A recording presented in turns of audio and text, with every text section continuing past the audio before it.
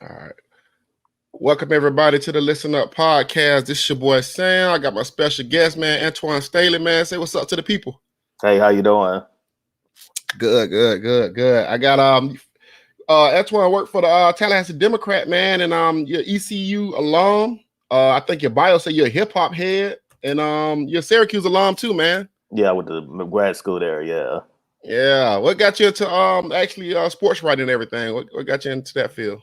Well, that's something I love sports and I love to write. So I actually started when I was in undergrad, started writing and, never thought I could make a career out of it and just kind of happened. And I just kept climbing the ladder and covered a lot of different teams. The Dolphins, did some work with the Miami Hurricanes, Florida Panthers, because I lived down in South Florida for a little while. And then, end up covering the Carolina Panthers. And, now I'm here. So, yeah, I'm just kind of just keep elevating and just keep growing and see where it takes me. Yeah, what's more fun, covering the pro teams or the college teams?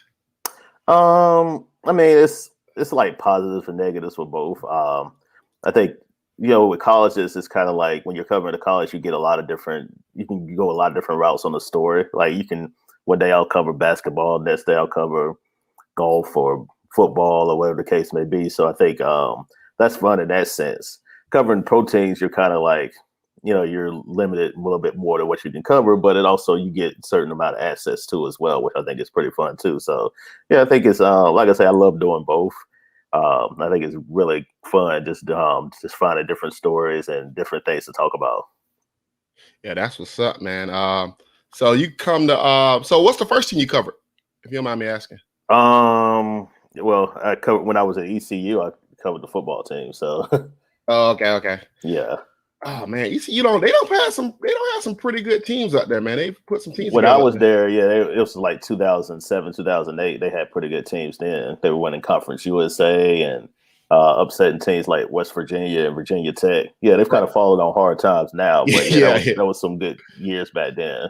Okay, that's what's up, man. That's what's up. And what made you choose Tallahassee? I mean, because you're kind of down here when the dark ages right now. We're going through the dark ages. So what made you choose come work for the Tallahassee Democrat? Just a job? Well, I mean, they approached me about a job, so I thought it'd be a good opportunity. So I just decided I'd go for it and see how it works out, and it's been pretty good so far. Oh, that's what's up. You liking Tally? Yeah, I mean, it's kind of interesting in a pandemic. I don't know, like it's not as open as people would like it to be, I'm sure. But I think it's pretty cool. It kind of reminds me of a little bit of North Carolina. Okay, all right, that's what's up. All right, man. Well, since we've got to that point, we've done that. let's get to the FSU football team, man. I know we had a tough loss last night in basketball. You want to hit on that real quick? I mean, it's pretty simple. I mean, turnovers will really kill you. I mean, you're not going to beat anybody turning the ball over that many times. I don't care if it's Georgia Tech. I don't care if it's Virginia Tech or Tennessee Tech, whoever. Like, you're not, you turn the ball over that many times in any kind of game, it's hard to win, and especially any kind of championship. So, I mean, that's just the bottom line of you got to take better care of the ball. I think that's been an issue for Florida State throughout the course of some of their losses. Well, you look at the Notre Dame game too as well, and yeah, I guess you'd rather lose now than from here on out because any loss now, like you're done for the season. So yeah, hopefully they get that tuned up, and we'll see how far this team can possibly go. Yeah, I mean, in my opinion, it's all about the tournament. I think FSU has proven everything they can prove in the regular season under Ham. I want to see him cash in with a Final Four or at least an Elite Eight appearance. He deserves that. I thought last year teams would have went to the Final Four, to be honest with you, no matter what the draw is. So it would have been nice, man. It would have been nice to have seen them, make the tournament. So make the Final Four last year, but this year I think they got an opportunity. I know it's going to depend on the draw, though. It's really going to depend on the draw, man. It's going to be tough. I mean, I could see this team losing in the round of 32. I could see this team possibly getting to the Final Four, just depending on possible matchups too. I probably think Sweet 16 is probably their ceiling, but they tend to play up to their opponents. So right. I definitely see they could possibly upset maybe a number one seed, my question is, like, when they play those, like, you play a 13 seed, you play a lower 4 seed in the round of 32. Are they going to be up for that game? So Yeah. For me, yeah, I just think that. Yeah, I probably, like I said, I think they're a Sweet 16 team. I don't know if I would go further than that, but we'll find out what the draw looks like tonight. Yeah, we will find out, man. But yeah, I guess we'll go ahead and get into the football stuff. But hopefully they get a good draw, and hopefully they can find a way to get to the Elite Eight. I see a lot of potential. The team is a big team. They're fast, they're athletic, but they got to. If they play against a team in a zone, they're just in trouble. I mean, that's just all to that, man. You just don't want to be in Gonzaga's bracket. If you're in that, yeah, it's gonna be very tough. I'll just say that, or either like a Illinois. I think Illinois is playing really well too at the moment as well. So yes, it's gonna. I'm really curious to see what draw they get too as well, because now they're gonna be a 4 seed, and you would rather them be a 3 seed than a 4, because you get to avoid the number 1 as long as possible. Now you have to play a number 1 in the Sweet 16. So right. Come to that. Right. Yeah. So I got my guy Brandon. He just got here, so we're gonna bring him on in. Hold on, let me get this right here. All right, there we go. All right. Meet your mic, Brandon, so we can get into this stuff.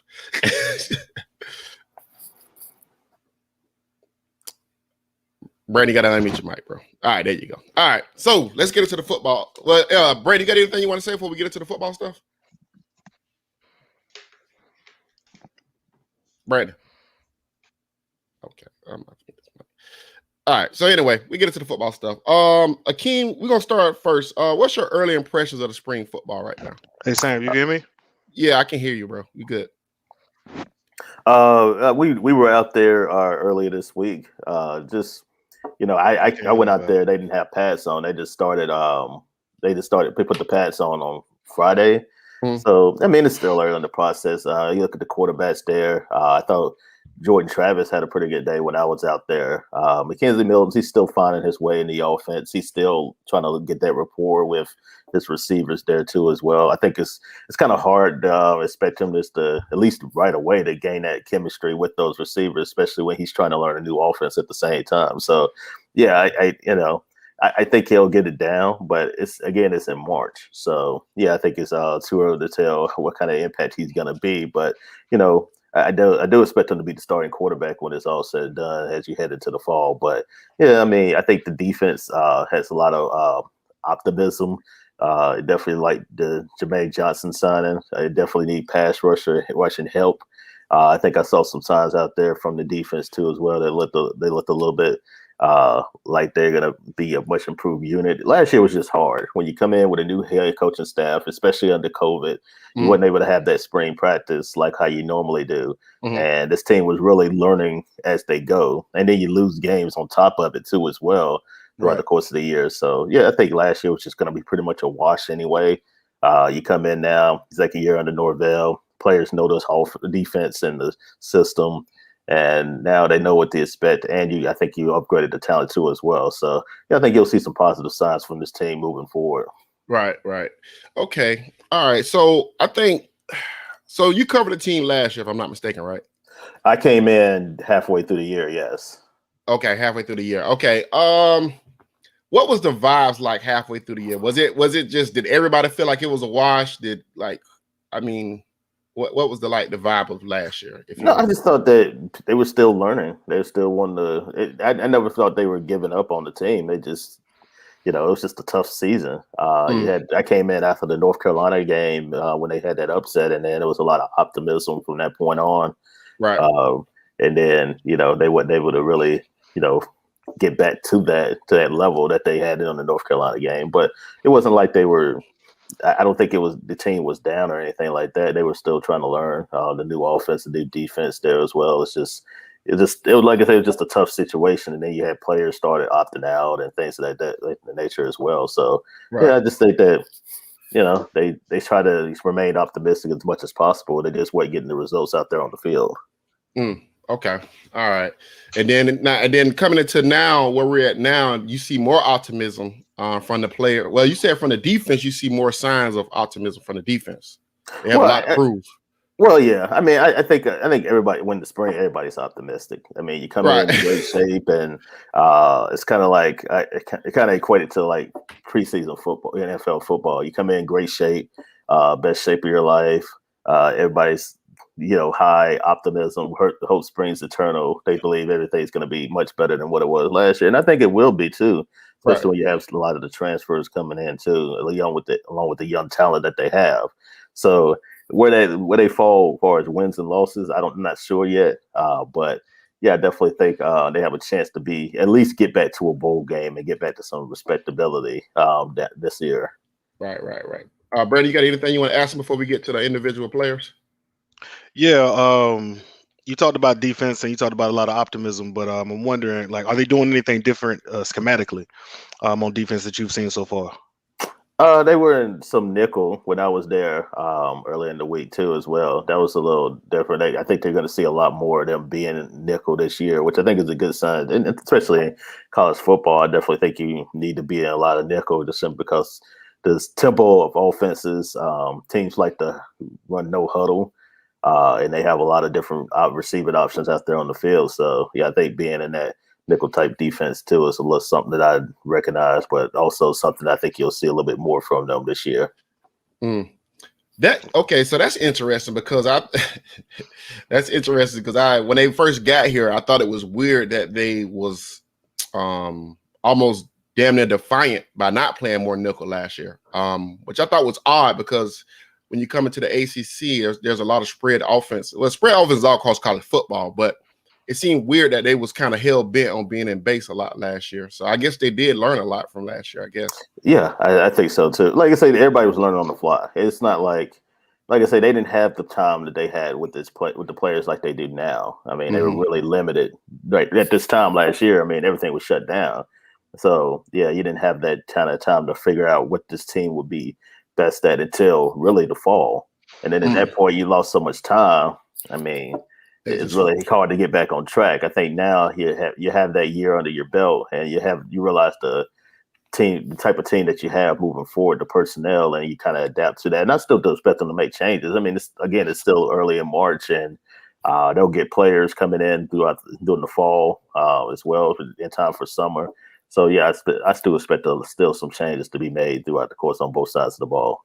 All right, so you spoke a little bit to it, but let me ask you: a lot of people put a lot of credence into not having a spring last year.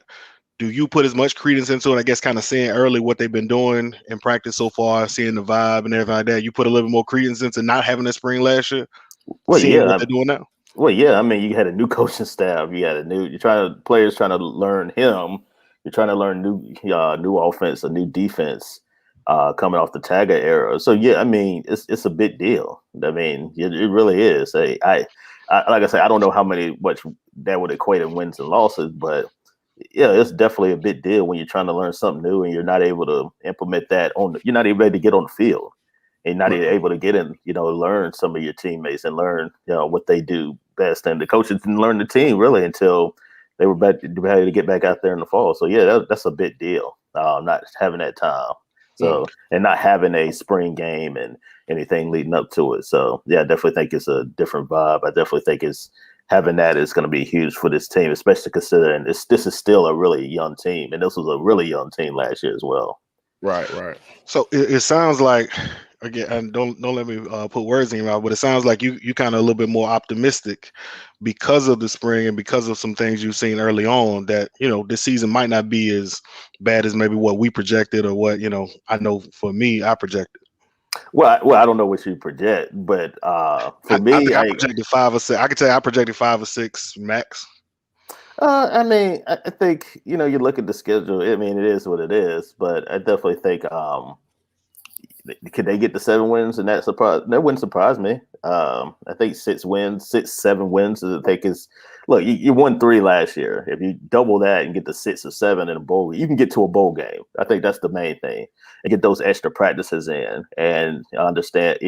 Start to get back to that. I mean, everybody wants Florida State to the Florida State fans want Florida State to get back to where they were, but in order to do that, you kind of have to start somewhere.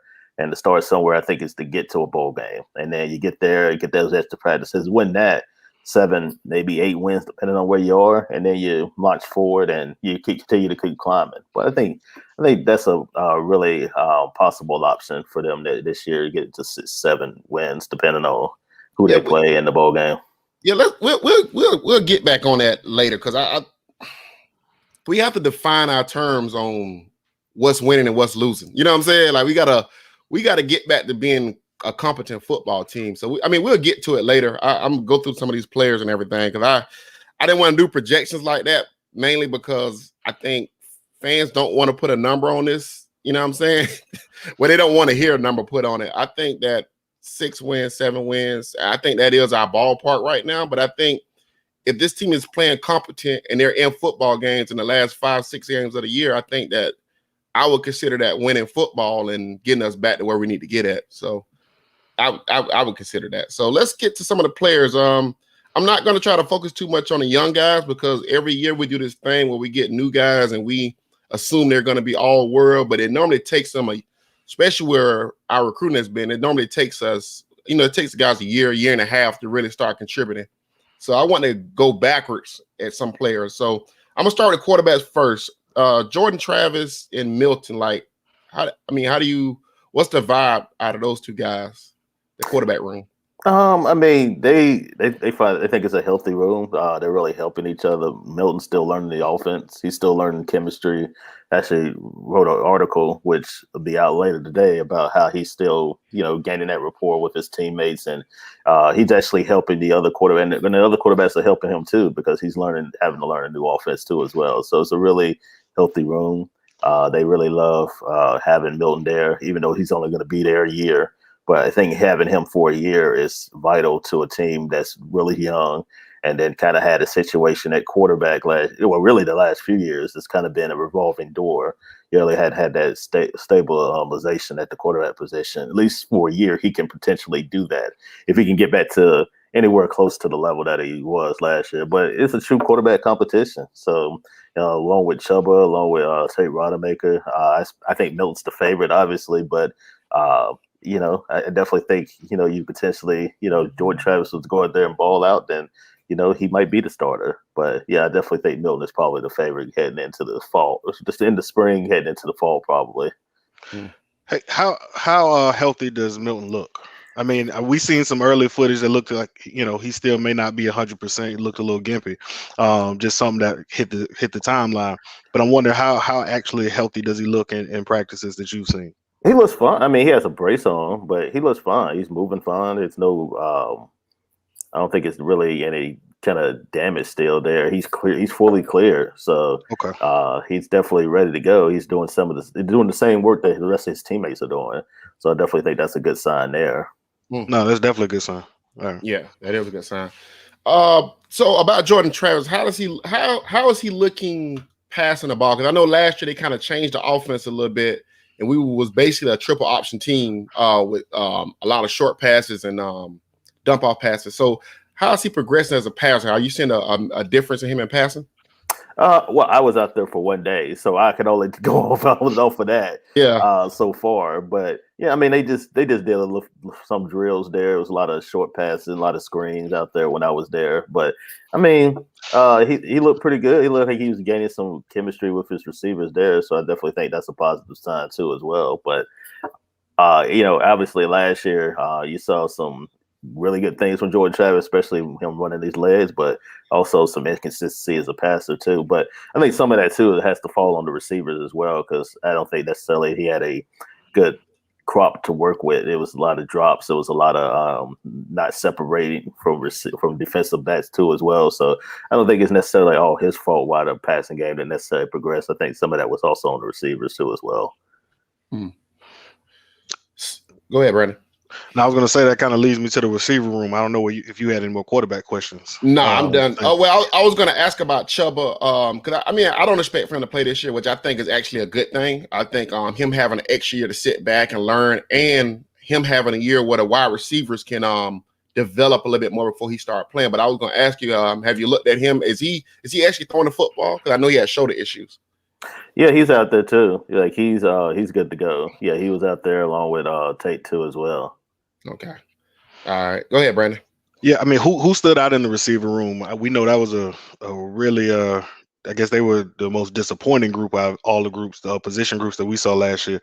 That wide receiver room, we know it's had some turnover. They brought in some transfers, but a transfer. Who stood out of that receiver room? Really, the freshmen, the two freshman guys. I think Malik McLean has really stood out too as well. So yeah, I know a lot of coaches have definitely talked about him and his progression too as well.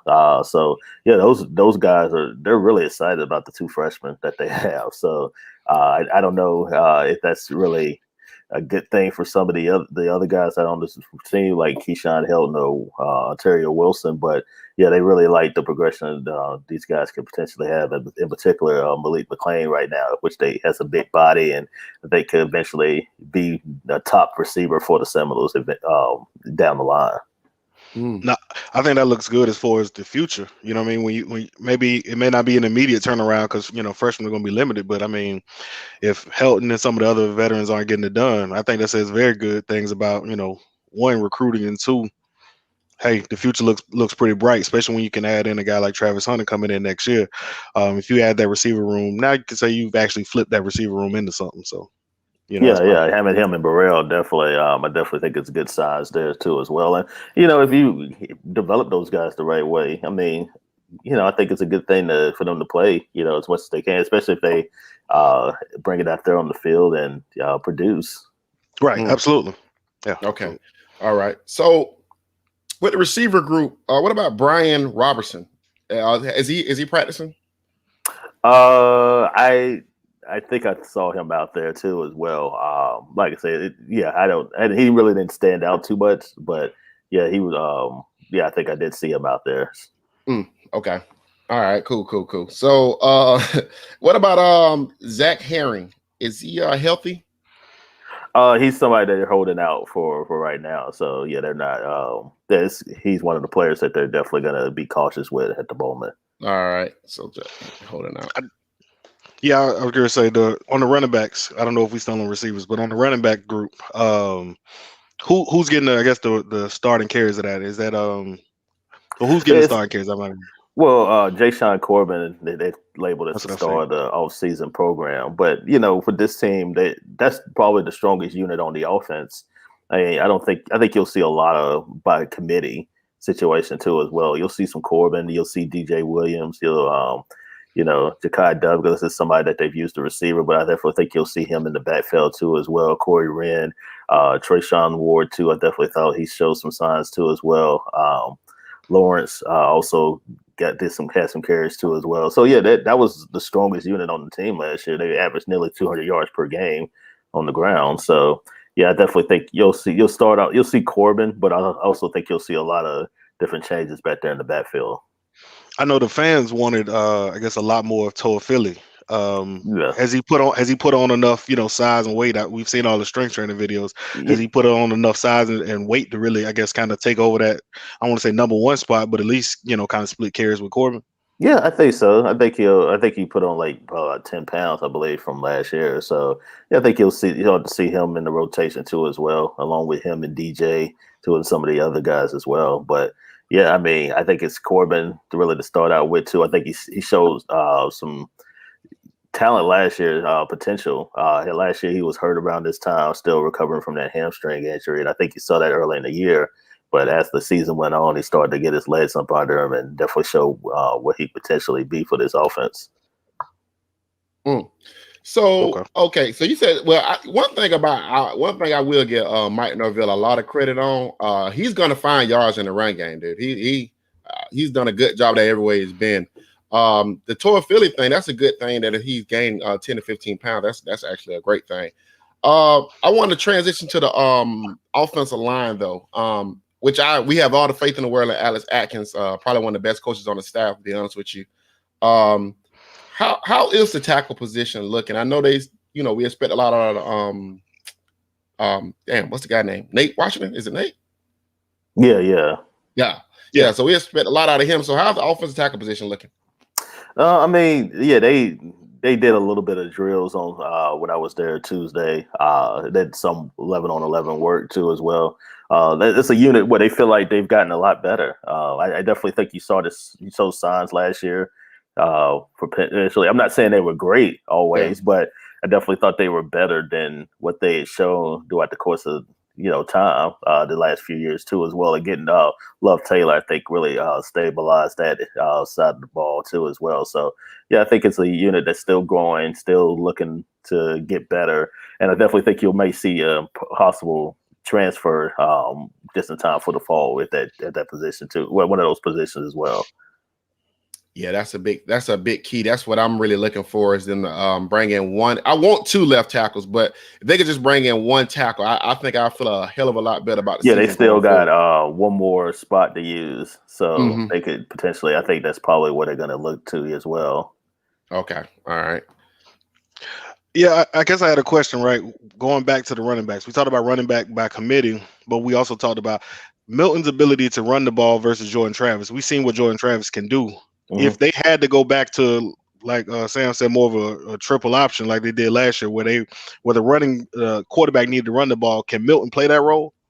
Yeah, I think so too as well. Like, I think now that he's been cleared to get ready to go, obviously they're not going to push him now because they don't need to. It's March, but yeah, I think when the time's is there, I think he'll definitely be somebody that can look at it that position. Look, Jordan Travis is obviously more of a fluid runner, but it doesn't mean Milton can't run with the ball. I definitely think it's a weapon that he'll use too as well. I think as he gets more and more comfortable with the offense, I think it'll be an area where he'll definitely do it as well. Okay, man, that's awesome. We're gonna see what the quarterback position. I feel a hell of a lot better this year than I did last year with the quarterback position. So that's good. We just need the wide receivers to step up. What about Helton? Helton looked pretty healthy in one of those videos I saw. So is he getting around pretty good now and better? Yeah, Keyshawn is healthy. Yeah, he's doing all right. Yeah, he was definitely out there catching some balls too as well. Okay. All right, cool. Let's go to my guy, Dante Lucas, man. Dante Lucas has the potential to be an NFL player. Like, is he in the mental space where we think he's gonna be able to reach that potential by will we be thinking different of Dante Lucas than we did last year? Potentially, yeah. I mean, I definitely think he's somebody that I think they're counting on to continue to grow and progress throughout the program too as well. So yeah, I definitely think he could be somebody that they look at and hopefully get some run too as well this year. Okay, all right, cool. Brandon, got any more? Got some more?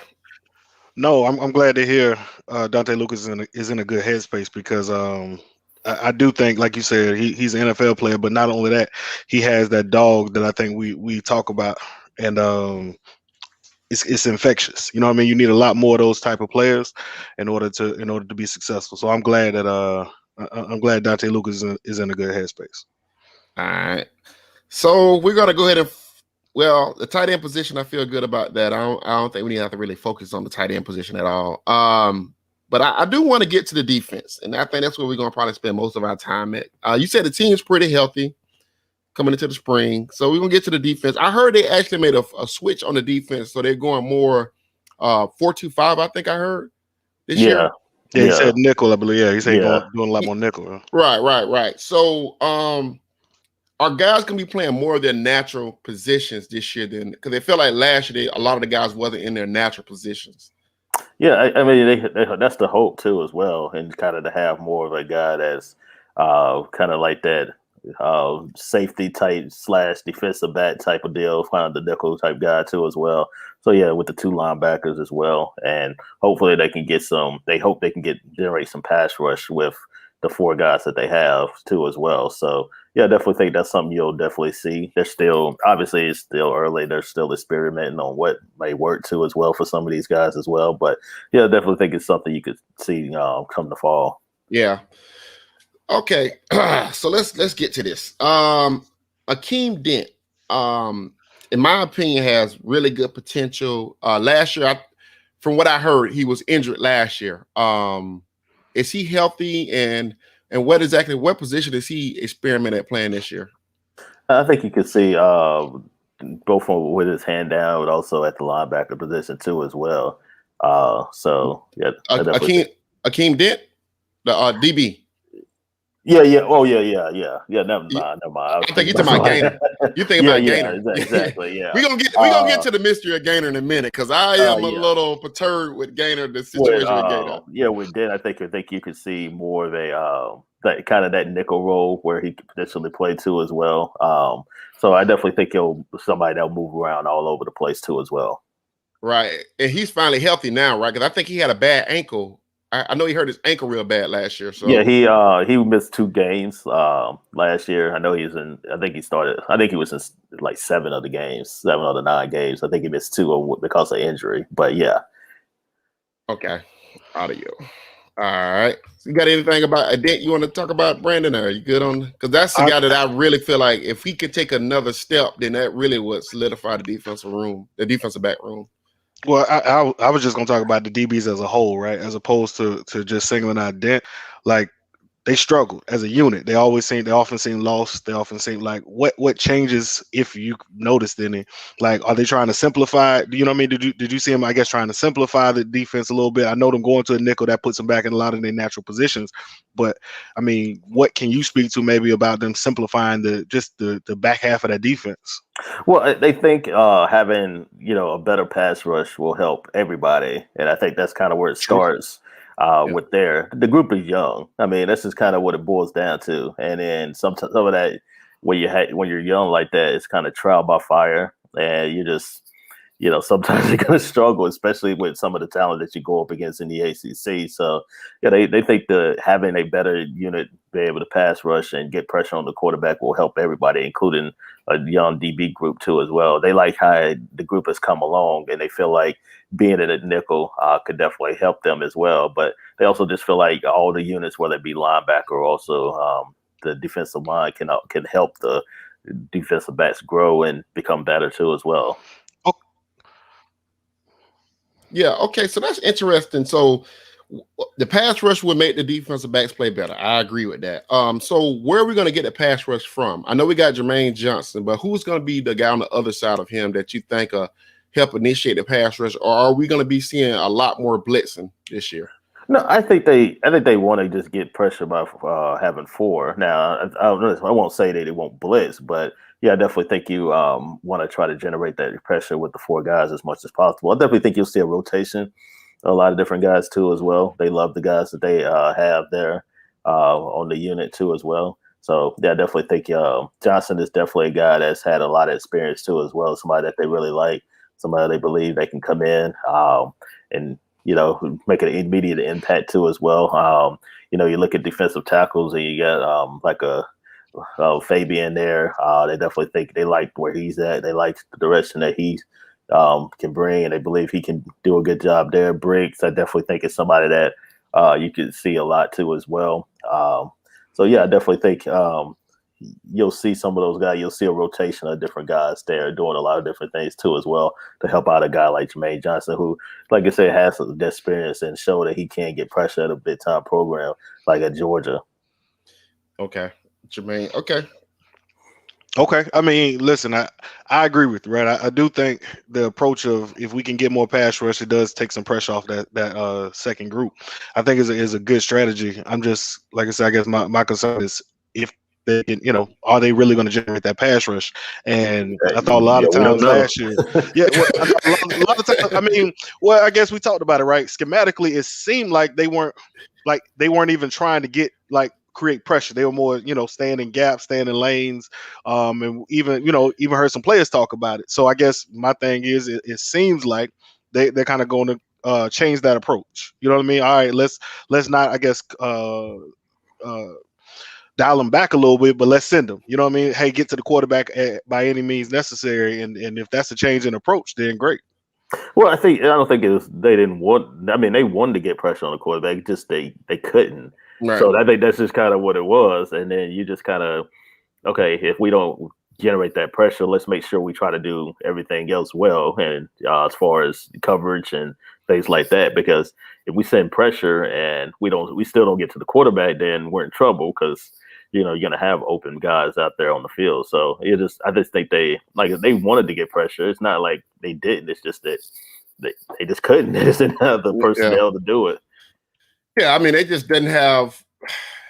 I think the biggest problem is the defense that we had last year compared to the defense that was here before was asking two totally different things out of players, and I think that's a big problem too. I mean, you got to go recruit guys that know how to pin their ears back and go get to the quarterback instead of getting guys that's just going to control gaps. I think we had more gap controllers than we had actual speed off the edge. I think Jermaine Johnson kind of more of a combination of both, actually. So I do think they'll get more pressure. I do think there's a chance they get more pressure. So I don't want to get too, but I guess my biggest, we can get to the mystery. This mystery of Gainer, man. Gainer on the inside.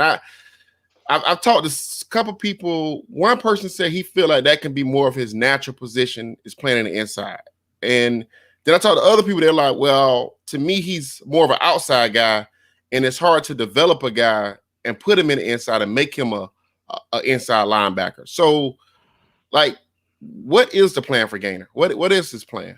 I'm not exactly sure. I think the coaches have said he's somebody that can play both inside and outside. But yeah, I don't think it's something they want to necessarily say at the moment. But yeah, I definitely think it's the potential is there to play both inside and outside there too as well.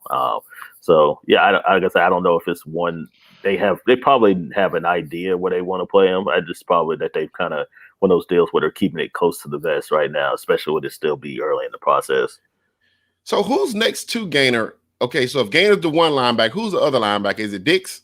Well, they've switched out. They've done some like rotation on guys too as well. So it hadn't been just one guy on the unit too as well. It's been more of at least when I was out there, it was more of a combination of a lot of different guys too as well next to him. Well, like I say, he would switch out too as well, and where they had the two linebackers. They're using different personnel right now, so it's definitely that's why I say they still kind of experimenting on what they want to do defensively too as well.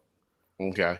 So I mean, we'll have more information as the spring goes on. So I mean, it's no rush on it. I guess it kind of, I don't know, man. It's hard for me when you start seeing these players switching. It is like, well, what's natural for that player? Because I remember when we had Christian Jones here. Christian Jones was a freak athlete. He's a complete freak. But Christian Jones was not a middle linebacker. You know what I'm saying?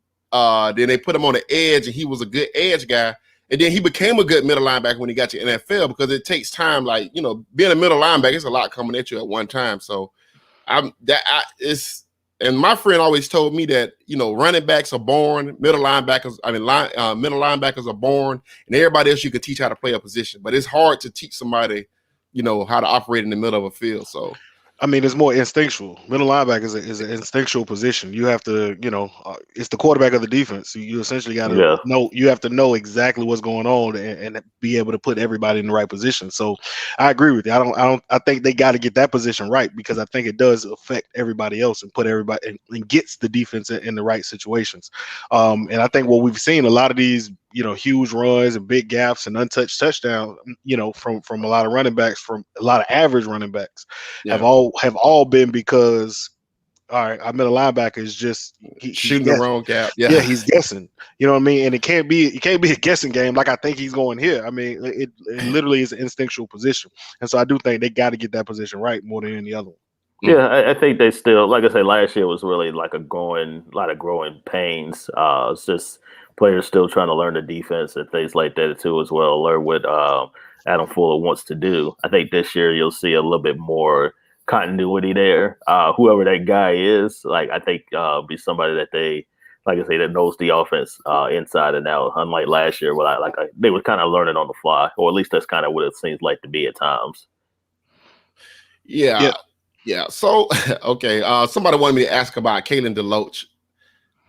You see anything? I heard he's been doing good lifting and everything. I saw the lifting program you do as well. Like I didn't see anything in particular when I was out there earlier this week too as well. Yeah, it's we're gonna be out there, and I tell people we're out there like limited because normally we're out there before COVID, usually all the time, but now everything's kind of little bit limited because the safety and everything. So we'll be out there. Well, Yeah. I'll probably be out there another time, and then it'll be the spring game, which is on next month too as well. So Yeah. I think I would advise people definitely to go see that if you can. Because it's well, I was actually going to ask you that. Like, how much importance do you put into this spring game? Like, do they need to, like, in other words, I guess to keep the fan base, do they need to have a really good showing from a lot of different skill positions? Like, I think in this, I'm normally a person who really doesn't care too much about spring games outside. I think Sam posted like Jameis Winston when he came in through that touchdown on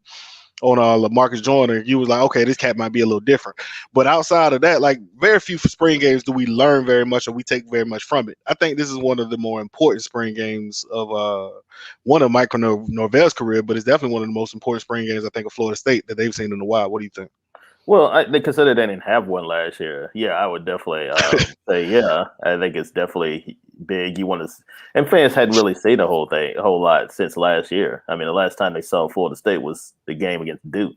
So, and that seems like a lifetime ago, actually. But I definitely think a good showing will keep fans optimistic throughout the course of the rest of the summer and leading up to the fall too as well. So you definitely want to have that. Good showing by the quarterbacks or the defense or whatever the case may be. I'm sure, like I said, I'm sure there'll be one unit that does really well and another one that probably doesn't do so well, and people will probably talk about that. But yeah, you definitely want to have some kind of something to hold your hat on, and that's why I think it's important to have this game. All right, man. All right. So as we kind of, I guess I want to talk about just a few coaches. What's your impressions of Adam Fuller right now? Like, what is the defensive staff as a whole? Do they seem to be on the same page this year a little bit better? Well, yeah, I think, like I say, having that extra year where you just learn everybody and learn what they want to do. I definitely think it helps too as well because, like I said, they wasn't out there on the field either. I mean, everybody was kind of away or doing Zoom, doing Zoom talking, and it's hard to have that. It's hard to learn each other that way, especially when you're coaching football. So I definitely think being out there, being around each other, along with the players this year, like you went last year, I definitely think that it was big for them. It's big for all the coaches too, as well. All right, Brandon, you got any more questions before we get ready to wrap with Antwan? Because I know he got some stuff he got to do. It's a busy man. Last question is the energy of the team seems different. You know what I mean? We talk about culture and this, that, and the third. I know there's a lot of conversations about it, but the energy of the team seems to be a little different. You know what I mean? They seem to be a lot more excited, seem a little bit more together. Can you speak a little bit to that? Well, yeah, I think it seems like they're having a lot more fun. At least when you look at the tour duty, the lifting and everything like that, they had the squad party. They enjoyed that, and yeah, I definitely think like I said, I don't know how that translates in wins and losses next season, but yeah, I definitely think you're seeing a unit that's a lot more energetic, a lot more excited, enthusiastic for the program, and I think it's really rubbing off on everybody, whether it be the coaches or also the players too as well. So I think that's a good benefit too as well. So that's what I was going to ask you. Is that coming from the coaches down, or is that coming from like the players up? I think that's coming from the players. I think it's something that the players are seeing like they're really enjoying being there. And I think that's big. I mean, I think people are seeing that, and and that's why I think people kind of want to be a part of. You're seeing that with the recruiting class from next year. I think they have looking at the rankings. They're number 9 now in the recruiting rankings too, as well, which I think is really big. I think a lot of people question could Mike Norvell recruit, and he's definitely showing, at least with that recruiting class, at least so far, it's still early because anything can change. But he can recruit at a high level at a school like Florida State. So, to keep up that momentum and hopefully, you see where they land wins and losses, and you hope you can keep some of those recruits too as well. And, hopefully you get a more influx of talent there too as well. But yeah, I definitely think it's coming from the players. Good. That's what's up, man. And I know, Twan, I seen your bio, man. You like a hip hop aficionado, and Brandon's like big hip hop guy. I just want to let y'all know that because I ain't want y'all to be arguing on the timeline about Outkast and Kanye West and stuff. So, yeah. Whenever you want to come on, we could definitely talk hip hop, man. Yeah, that works for me. Yeah, we could definitely. Next time you come on, we'll have to talk hip hop, man. That sounds good to me. So, man, make sure you give everybody your handles, man, because you're a real good follow, man. I really appreciate the articles you write, man. I've been kind of following you since you got here, and I was happy to get you on, man. Oh, you just follow me at Antwan Staley on Twitter. My work is at the Tallahassee Democrat. Tallahassee.com. Also, you find my stuff at Knowles Sports too as well. Okay, Knowles Sports. All right, man. I appreciate you coming on, man. We got to get you. I think we'll probably, let's try to link after the spring game. We'll have more information and things like that. We can try to leak out the spring. I think I get you big game on, and I'll see if I can get Ingram. I might be able to get Ingram. Yeah, we could definitely do that. Yeah, just let me know. All right, man. Hey, I appreciate you coming on, man. All right, man. Y'all take it easy, man. All right, man. Enjoy the rest of your day.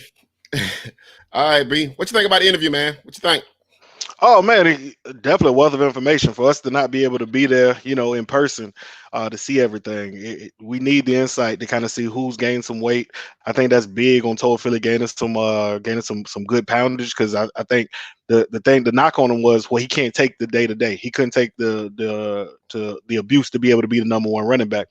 So right. for him to say, all right, no, he can, he's gained he's gained at least 10, 15 pounds. Oh, okay. Now you got Lee looking at a guy who I thought was the most talented of all the backs. Now you add that muscle in. If he hasn't lost any of the speed, then I think he's due for a breakout season. I told you I'm a Told Philly fan, so that was big to me. The changes on defense, them going to nickel, I thought was an obvious decision. It does make me question some of the moves of players they brought in, but we'll see. You know what I mean? We'll see how it translates. We'll get a chance to see exactly how that shakes out. And listen, I thought, and the most important thing for me was when he said the players were motivating the coaches. Like the players coming together was feeding up to the coaches, giving them more energy. I think that's huge. You know what I mean? In other words, that's one of those pride things that we talked about. You know what I mean? Like we tired of getting our ass kicked. You know what I mean? We tired of getting beat up every week. We tired of making Florida State look this bad.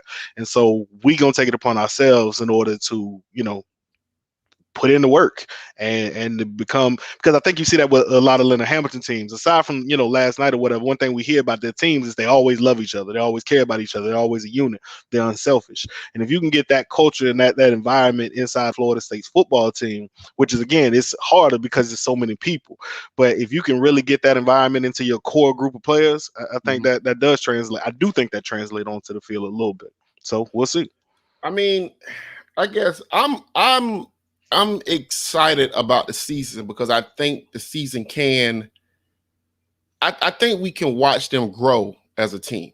You know what I'm saying? Mm-hmm.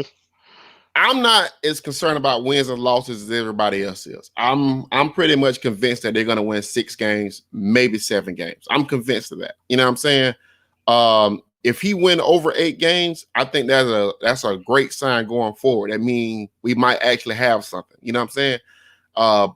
But I think season expectations, because injuries are going to play a part in this, and we're not a real deep team. You know what I'm saying? So that's true. So you have to look at it like that. If you get an injury to Washington, you might be in some trouble. So but like he said, he expects them to bring another left tackle in. I thought that was my biggest takeaway was they are still on the market trying to find another left tackle. So you see that and I think they're holding on to it because after the spring, somebody's going like, all right, I felt like I should have beat this guy out, and then he gonna put his name in the transfer portal, and you may end up getting a quality guy, a left tackle, if nothing else, but for some depth. You know what I mean? Right. What was another big takeaway you had from what he said? You got another takeaway? Probably not because you're frozen.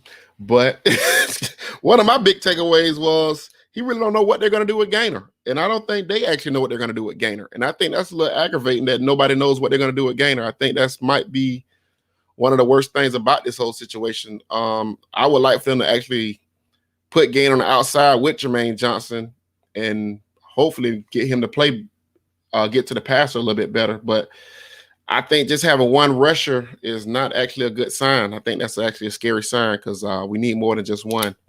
But we're gonna go ahead and wrap there. I think we are like almost 50 minutes. That's normally longer than what I like to go. So I appreciate everybody coming on to the pod, everybody listening, and we out.